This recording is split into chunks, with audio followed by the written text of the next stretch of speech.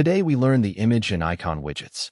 Apps are incomplete without images, profile photos, product photos, banners, everything. Image.network lets you display an image from the internet.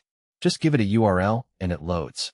Image.asset shows an image from inside your project, which must first be registered in pubspec.yaml. Fitboxfit.cover fills the box correctly without distorting the image. Loading Builder shows a spinner while the image loads, so the app feels responsive. The icon widget shows Flutter's built-in material icons. Icons.favorite, icons.star, icons.home. Thousands of icons for free. Color and size style the icon. Icon button is an icon that responds to taps, like share and delete buttons are built with it. Practice. Build an app with a network image that shows a loading spinner, a red favorite icon, and a share icon button. Image and icon make your app visually rich and complete.